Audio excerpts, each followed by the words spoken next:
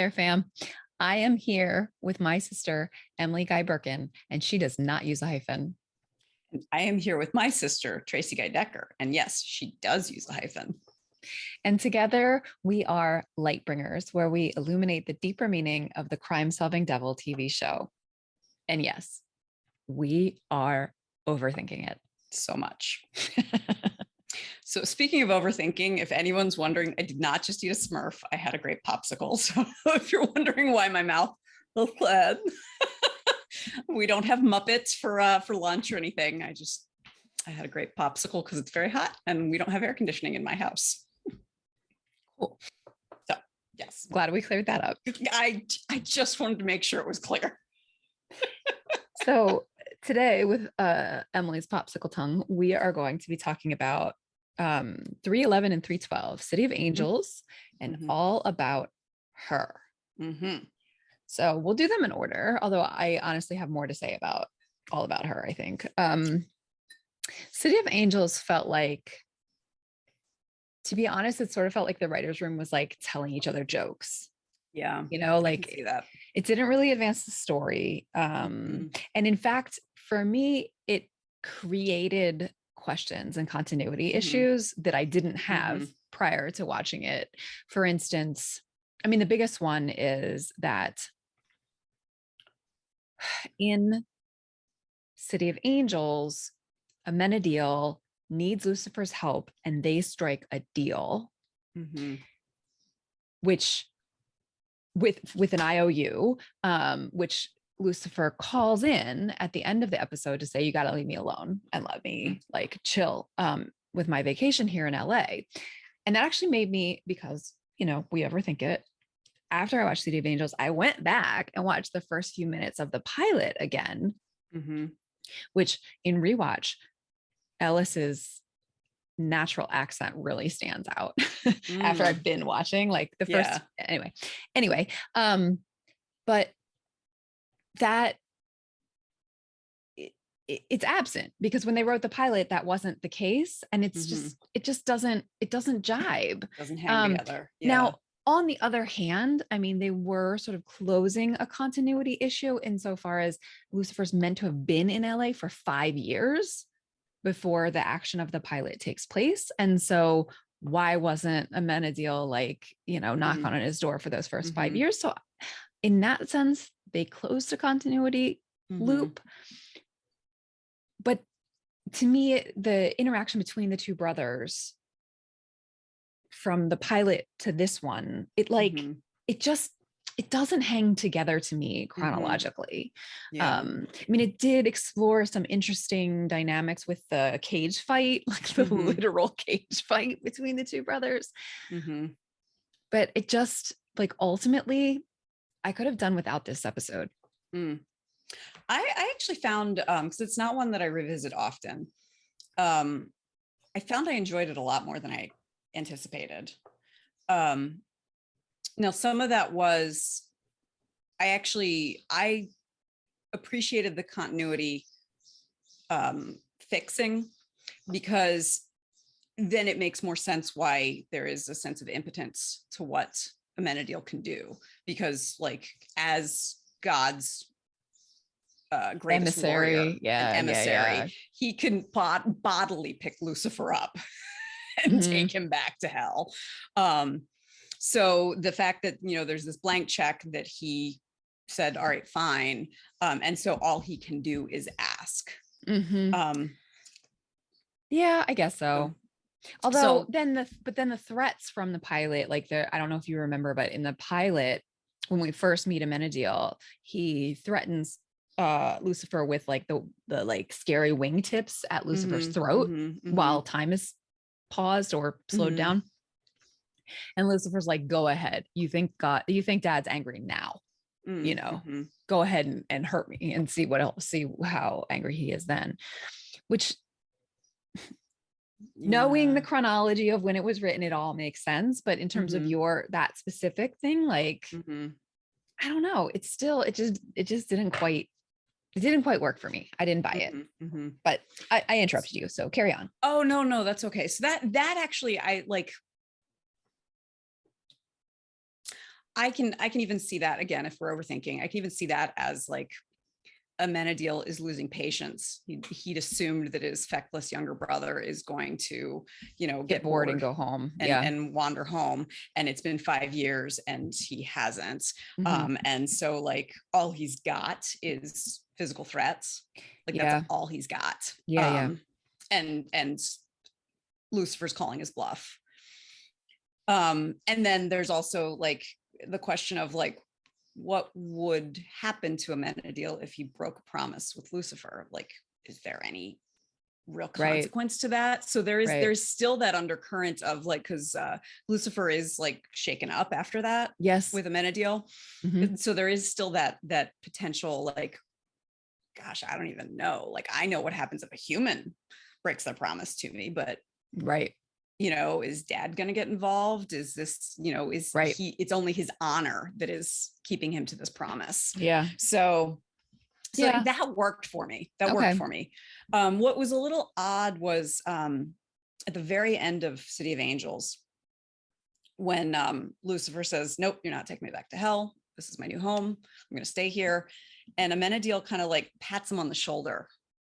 Like, and he says something to him like, I appreciate the sentiment about not wanting to please God anymore. And that seemed like a season 3 Amenadiel response, as opposed to a pre-season 1. There was there was a little more like brotherliness there. I agree. Than actually was called for in the pre-pilot.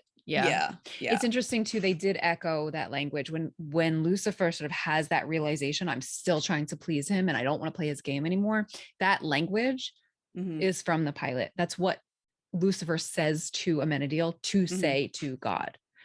Tell him I'm not going to play his game anymore. I don't remember the precise language. It's been a couple of days now since I watched it, but it was the same language from the pilot as from that. So they were definitely aware of, like they rewatched the pilot before they wrote it. They clearly did.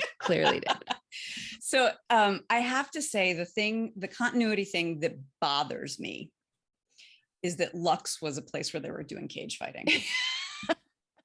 It just does not work for me. I'm not okay with it. After we learned about that, it was like this, like from Prohibition, like at Al Capone, whatever the historic thing was that allowed Chloe to have it put on the National Register or the local register of historic places. And that was just like, what?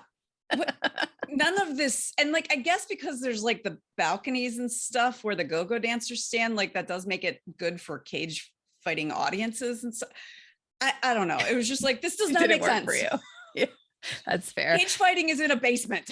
The thing that didn't work, the other thing that one of the many things that didn't work for me was Chloe and Charlotte. No, Chloe and Charlotte. Well, Charlotte's wig was terrible. It was terrible. Why? It was so bad. All they had to do was like braid her hair to make it look different. It's like, why did they give her such a terrible wig? It was a bad wig. It was a bad wig.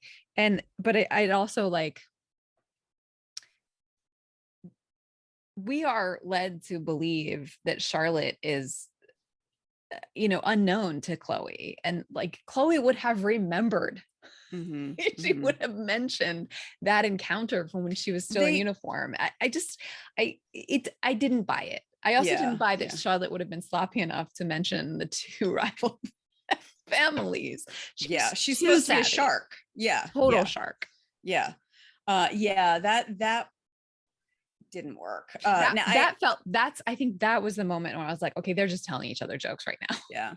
Well, the other thing was like, we did not need a canon introduction of Taco Tuesday. Like, we did not need that to be something that was created. Like, that is a thing that people do. Trixie in 2011 would have been 2. And so you don't say like, oh, we'll do a thing. It'll be Taco Tuesday. Trixie will love it, about your 2-year-old. Yeah. Like, and the 2-year-old's not necessarily going to realize that. I don't know.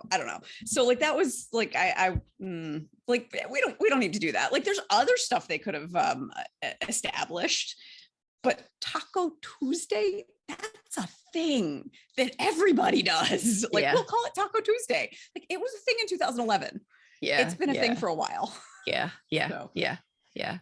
So yeah, that bothered me. Yeah, the idea that, I mean, I guess it makes sense that Lucifer hadn't had a piano in hell. It just hadn't occurred to me. That's not a bad thing, one or the other. It just was like, hadn't occurred to me. But he had work to do in hell, I guess. So no rest for the wicked. Which he is not, nor is he evil. Yeah. That was actually something that I thought was well done, to have Amenadiel sort of offhandedly refer to Lucifer as evil, and then have that like really trigger Lucifer into this really kind of childish action. Yeah. But that actually I believed. Yeah. So, no, that definitely fit. And actually the image of, and I don't know, like just the difference in Amenadiel and Lucifer, who was like, he looked skinny. And I'm sure some of that had to do with like camera trickery and stuff like that. And they did that intentionally, but some of it's just the difference in how they're built. Yeah. But there was no way he was going to win against Amenadiel if Amenadiel didn't throw the fight, basically. And it was interesting, like that he was playing on Amenadiel's pride, and it took him a while to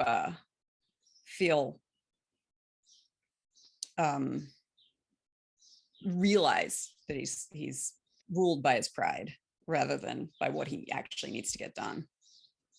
So one other thing, the killer, when they finally find him and they're questioning him, he's like, I want my necklace back. And he's like, I'll give you another necklace. And then he says it's in his safe. It's in the safe. I'm like, why? Yeah. Like if you knew where it was, why didn't you? And he's terrified of these people. Yeah. Why not get it back?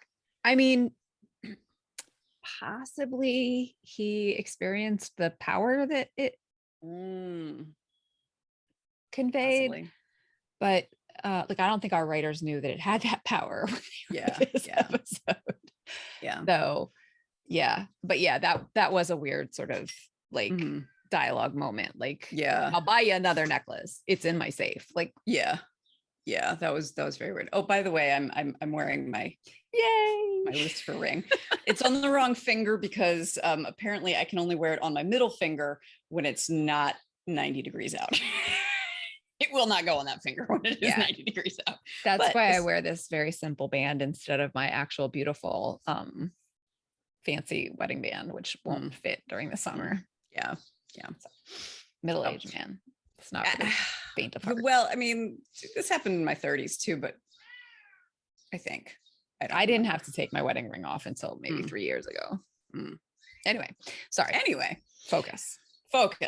So yeah, there was I enjoyed City of Angels a lot more than I thought I would, because I generally skip it because it's a pattern interrupter in a way that and it's got some lovely moments in it that I enjoy, but like I mostly want to see the interplay between Chloe and Lucifer, and there is none. Yeah. So but there was quite a bit that I appreciated, including Lucifer proving himself to be pretty good detective throughout, which I mean gives this ridiculous concept some shape and meaning, and as for the telling himself jokes, like the Amenadiel speaking to Chloe, and drawing the jack-o'-lantern, and then the him getting stuck in a porn Yeah. Which is just like, how can we make this happen? Because it sounds hilarious. Yeah, for And it sure. kind of was. Yeah. I did want to talk about Misty Canyons. Who Lucifer recognized from her Recognized. décolletage. Mhm. Yes. So what I found kind of cool was, well, for one thing, I loved that Lucifer was like fanboying, Mhm. like, oh my God. Yeah. I know that person. I know that person. And then the way in which he interacted with her, I was thinking about, you probably heard my story of this when I met the Playboy Playmate when I was like 20 or 21. Do you remember that? Vaguely. So I went out with our childhood friend Manny to I had turned 21, so I was like, so I could get carded. And so we went to this place. Manny wasn't 21 yet and talked his way in, which freaked me the hell out. But we get in there and we didn't realize this club. There was a Playboy Playmate there who was doing like promotion, and she was signing Playboys, and you had to pay, I don't even know how much to get a signed Playboy from her. And I was like, I want to meet the Playmate. Like, I'm like really curious. And so Manny, because he could talk his way into anything, he's like, I'll get you to meet her. And so basically he spoke to someone, said, my friend wants to meet, and I don't remember her name. And so I went and I just was like, hi, I just, like, interested to see what you're doing here. And I told her like how growing up, my dad kept Playboys on the back of the toilet. Good thing. Underneath the National Geographic. Underneath the no, Smithsonian magazine. Smithsonian magazine. Mm-hmm. Mm-hmm. And so she was telling me like, oh yeah, it's the same thing. And she's like, yeah, I used to steal them from my dad. And we chatted, and she was just really pleased to meet me. And it took me a little while to realize, was like, I was someone who saw her as a person. Mm-hmm. So like the men who were in line getting signatures were only seeing her as an object, conglomeration of parts. Mm-hmm. Mm-hmm. And most of the women who interacted with her were uncomfortable with her Mm-hmm. in a way that she could feel. So she actually signed a Playboy for me, even though she wasn't, like, it was supposed to be, $50 or $30, whatever you're paying. And she signed it actually to Dad, which I never gave it to him because I told her that story. And she's like, for Jim, your daughter is sweet. Stay sweet. And then later, after like her promotional stuff, she was staying and dancing, and she came over and danced with me. And she had like one of those glow things, like that you sometimes make a necklace out of, around her waist. And she took it off and put it around my waist. And if I didn't breathe, it stayed. So anyway, Misty Canyons and the way that Lucifer talks to her reminded me of that moment in my life where I truly was genuinely curious, just because I can't imagine and I was asking her, like, so the path that you take. And she was older than me. She was like 25 or 26. And she was saying that Playboy had been wanting her to pose for quite some time. And she was getting started a singing career, which I think that's also what the Misty Canyons character. Yeah, I think so too. Mm-hmm. And so like this was part to help her career. And so like seeing her as a person, like I felt like I struck a blow for feminism. But it also, like, the fact that Lucifer is written so that like he appreciates the work she does, but he's like recognizing that this is a work and a career choice and not just his fap material, I don't know. It just, it reminded me of that moment. And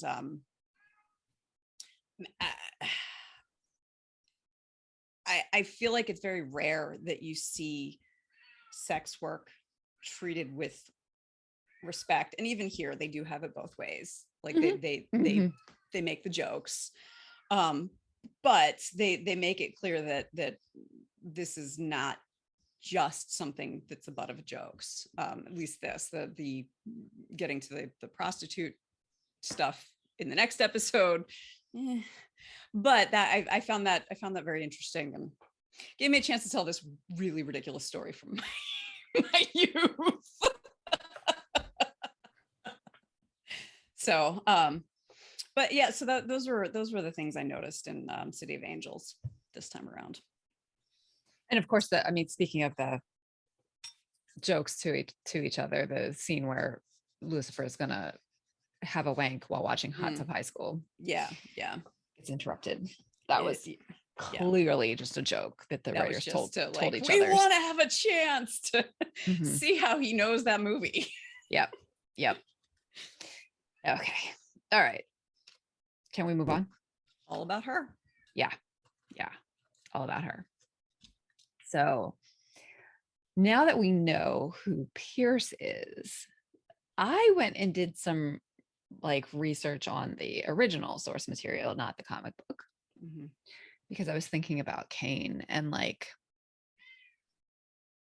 I'm really looking forward to when we meet Eve in a future season, but I'll save that. Cain, though. So the mark of Cain is very unclear what it is from just the Hebrew scripture. Some of the rabbis and like the Kabbalists thought it was a letter, like it would have been like a Hebrew letter. Some disagreement about what that is. Later, Christian scholars actually think that it was dark skin. So they thought that, and they kind of conflate the curse of Cain with the curse of Ham, who's one of Noah's sons. Well, and that was some of the biblical apologia for slavery. Precisely. Yeah. So the mark of Cain was meant to be dark skin, and Ham is the curse of Ham is to be a servant or something like that. And so that was exactly. So it's interesting that I'm glad that they did not make the actor playing Cain a black man. I think that actually, that makes it clear to me, because I have thought about the fact that Tom Welling is, blonde, blue-eyed, Aryan, white guy, which is not Adam and Eve would have been. Yeah, but that actually that makes it more understandable why they made that casting decision, because I had heard about Ham, but I don't think I had put together the idea of the two get conflated. And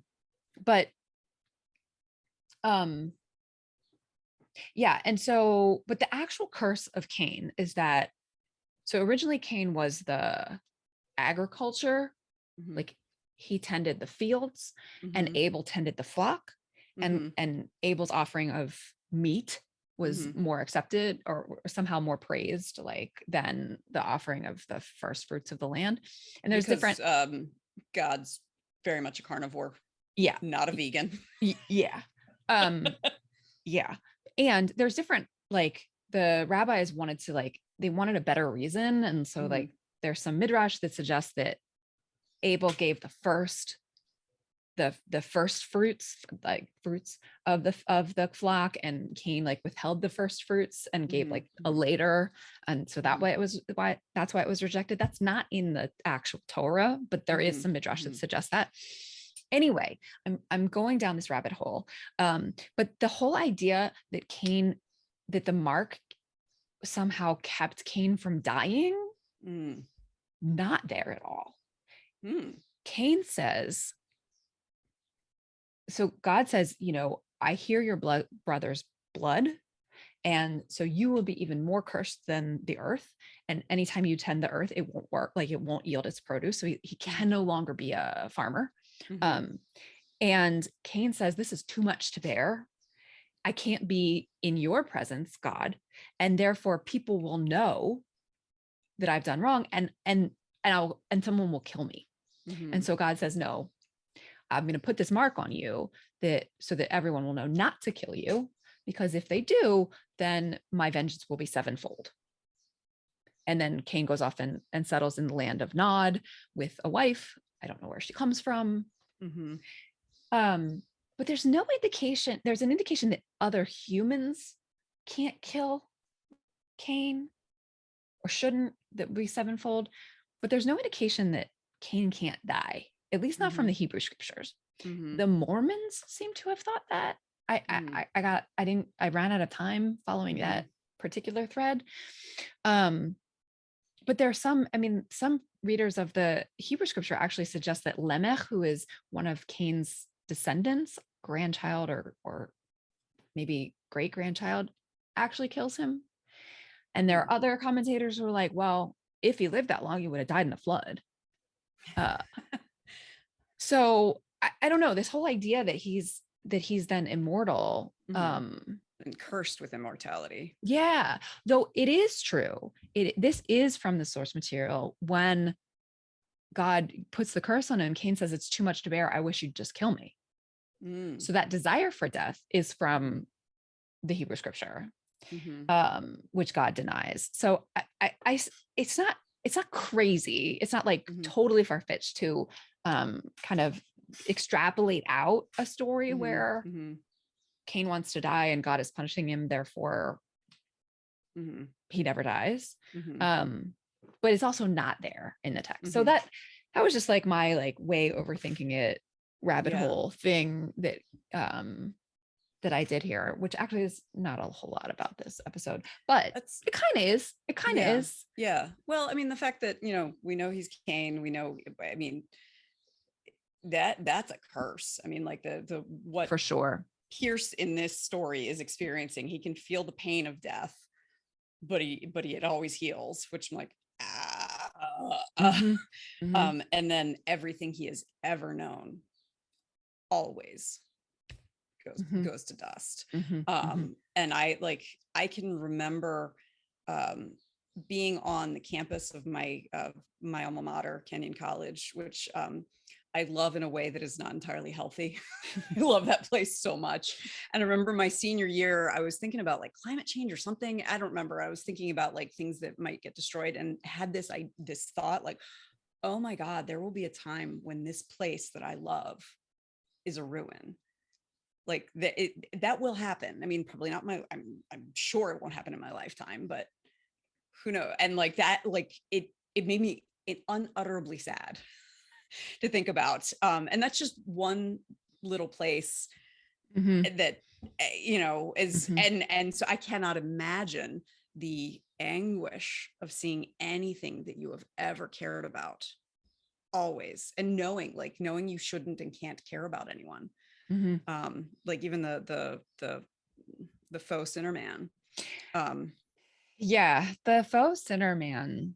Let's talk about that for a minute. You named that this was like, you remembered from your first watch when we talked about the faux sinner man's death. You were like, yeah, he talks about him as like a henchman that went rogue. And like, I don't know, I was sitting with that a little bit too. Like in some ways it's kind of an interesting intellectual exercise to have Cain and Lucifer be like minions, man. It's so hard to find good help these days. Like,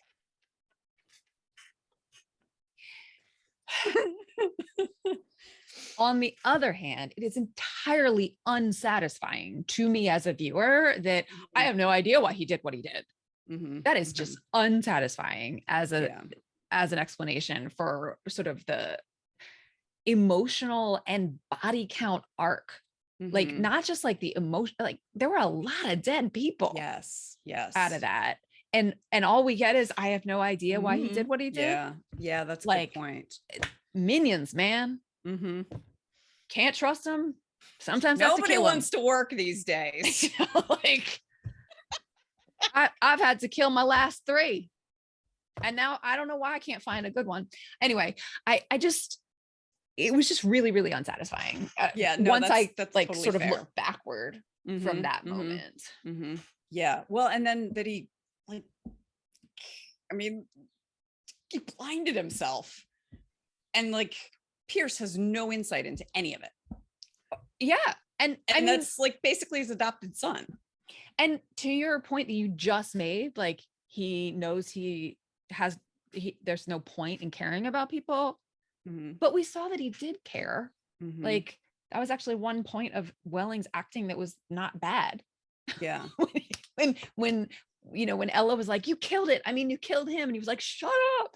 Yeah. Like that actually did feel like a legitimate emotional moment for Yeah. this wooden character. Well, and he even said, like, I've been stabbed and I had to kill the closest thing I have to a friend today. It's been a rough day. I'm going home. Yeah. It just, I don't know. It just felt like the writers were like, Yeah. Hand wave. Go on. Yeah. Move on. Pay no attention to the hand, Yeah. Yeah. So that was a little unsatisfying. I thought the moment, the other thing that was like, sorry, is sticking out in my head right now, the moment in the truck, the surveillance van with the two Toms, when Pierce grabs Lucifer's face and is like, do it. Yeah. Like this, and Lucifer just lets it stay, like just leaves his, like, I don't think that's how it would have gone down. Yeah. I think that if Pierce put hand on Lucifer's face, he would have been like, fuck off me, man. Yeah. Don't touch the goods. I mean, I believe that he would have then done the mojo, but I don't believe he would have like let that. Well, and I remember, like, I was sitting there like looking at Pierce's hand, going like, is that manicure? I mean, like, it was there for a long time. Yeah. That I was like, weird. Yeah. And I mean, I would have believed that they were distracted by each other and not watching without that extended hand cheek touching. Yeah.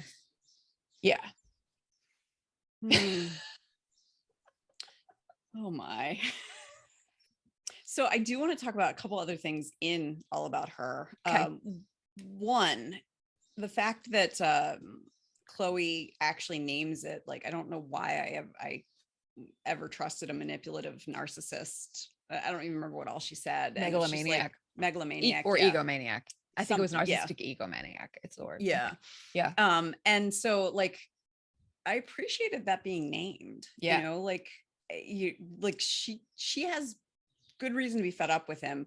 Although again, it falls apart if you look at it like, he kidnapped I'm like, you broke a guy out of prison, like, not that she doesn't have a reason to be angry. Just that, like, look within a little bit there, Chloe. You should not have done that, even though your lieutenant clearly signed off on it and there's been no repercussions. Like she says, I risked my job. I'm like, did you though? Did you? Yeah. You got a little bit of main character syndrome. Yeah. Which again, like, I'm not faulting that's the writing. But that she it's interesting what it was that finally got her to call him a narcissist. Yeah. And part of it was like, he put himself in danger, I think. But it was also that he jeopardized her career. So do you disagree? No, I'm thinking about it. I mean, I think that the writers also want us to maybe think that she's starting to realize she has options, because she's been, for a minute now, she's been romantically interested in him and it's not happening. And she doesn't know that it's because he doesn't believe she can give authentic consent. And per our conversation about the last two episodes, the writers really want us to see some chemistry between Pierce and Chloe. There is none, but the writers want us to think there is. Ella says there is. Yeah. From Pierce to Chloe. And then in this episode, when she realizes he's leaving and she's like, well, maybe you don't have to go. Like, then I think we're meant to see that it's reciprocated. And so the fact that those two things happen, her calling him a narcissist and her sort of being like, well, maybe you don't have to go to Pierce.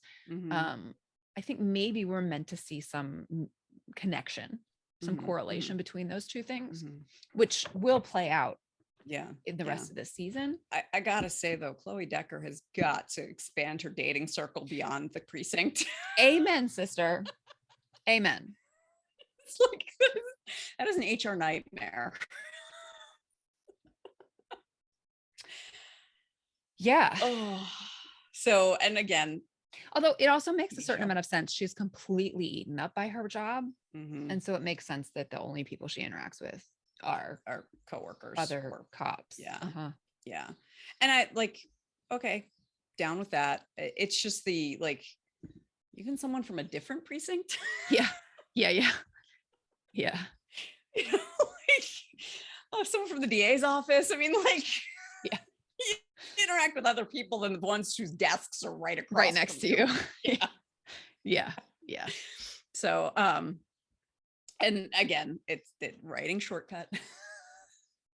In some ways, you got to get people together in the same way. I was thinking about this with the in City of Angels, when characters happen to see a news report that reflects exactly like that pertains to them, and Amenadiel sees the news report about Aiden Scott's death, and it's like it's a writing shortcut because you got, we don't have time. It's a 42-minute show. We got shit to do. Yeah. And it's a well-worn trope. It works. It makes sense. And like, they at least are in a place where it makes sense the TV would be on. You know, but that it's similar where it's just like, yeah, you're dating people you work with because that's all we ever see is you working. Yeah. So, and we need there to be a love triangle, and it's a workplace comedy in some ways. So that was one thing. The other thing I wanted to talk about was Amenadiel and Linda's fight at the end. So the first time I watched this, I was horrified at how Amenadiel said, like, well, you slept with my brother, you could have given the chlamydia to me. And I was just like, what a douchey thing to say. And then like he gets the call like, oh, it was a false positive, and he's like, I guess we fought over nothing. And in my head I'm going like, yeah, Linda should be like, no, it wasn't nothing, we're done. You know, like that was such a dick thing to say. This time around, partially because I was thinking about our view of sex work as a society, the fact that she said, I can't believe you slept with a prostitute, is similarly judgy and kind of awful. And I'm like, with Linda's reaction, that is within socially accepted parameters. Like, we're like socially, we feel comfortable saying like, we have been conditioned to be judgy about sex work. And Amenadiel's reaction is kind of considered out of bounds, because although really that was sex work. Because Lucifer was getting something in exchange for the sex. So in some ways Lucifer was a sex worker in their original arrangement. He just was giving sex in exchange for therapy instead of money. So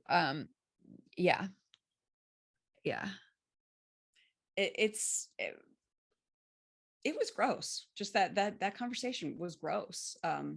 Looking back on it, having the angel test positive for chlamydia it seems like a cheap shot to me. I don't know. That felt like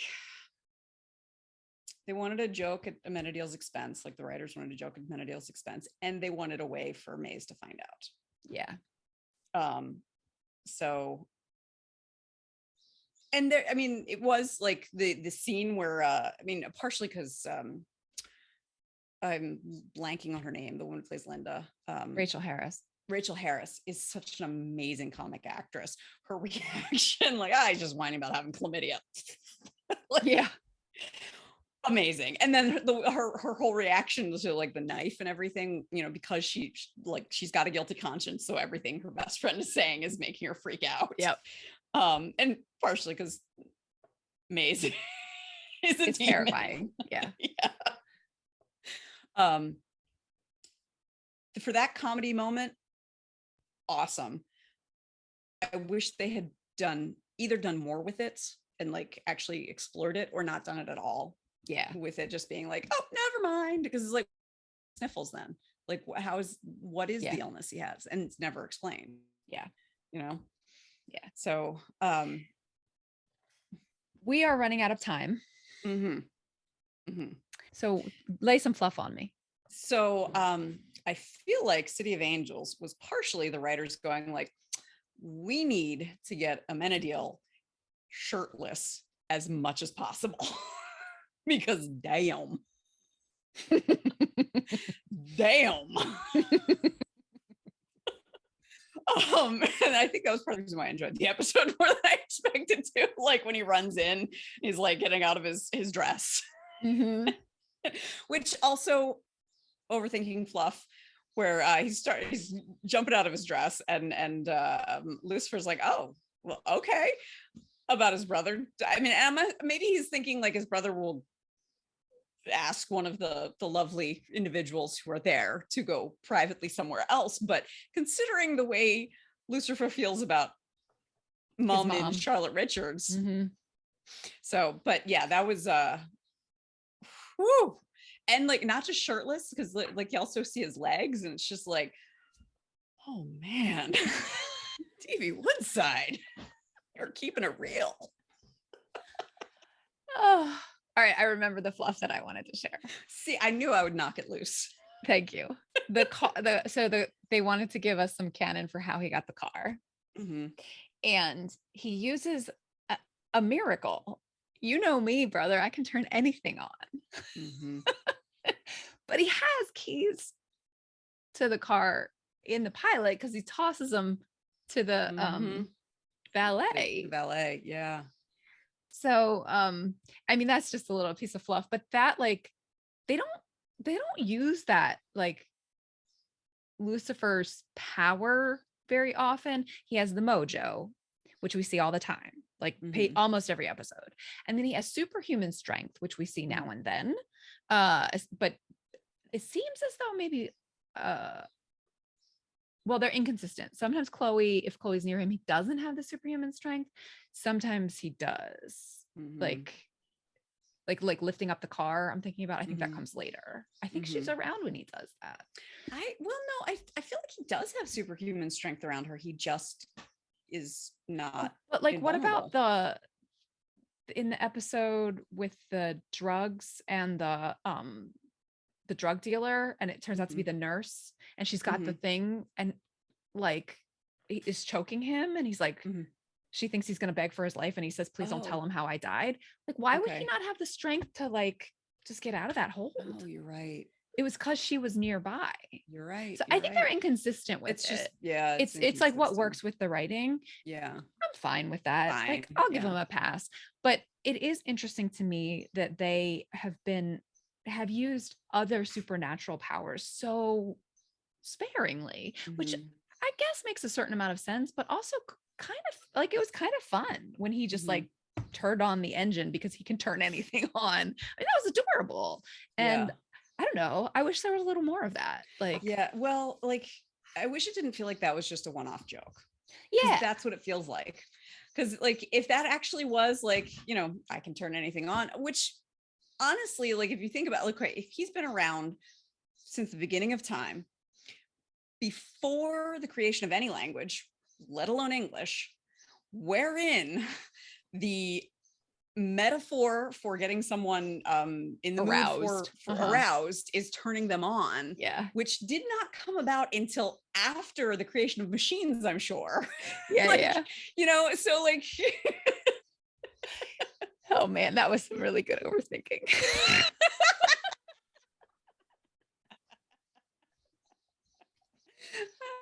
All right, I'm calling it. Please, I'm calling it with that. I am saying we overthink it enough. All right. All right. I just one last thing. All right. In All About Her, there's a scene where you can see Chloe, or well, actually Lauren German laugh at Tom Ellis. It's when he shows up at the surfing thing, and he got her on the ticket. And so he's got the things in the bag, and he goes in the American accent, but wait, there's more. And they the camera switches to Chloe from the back, so you see the back of her head, but you see her turn, and there's just this little smile on her face. And I think she broke a little bit, but they were able to like, and you only catch it if you really are a little overthinking it. Show. But it's worth watching for that. And also I love hearing that, but wait, there's more, because he doesn't sound like Michael there. He just sounds like he's selling the ShamWow. Cool. Very cool. All right, y'all. Catch you next week. See you next week.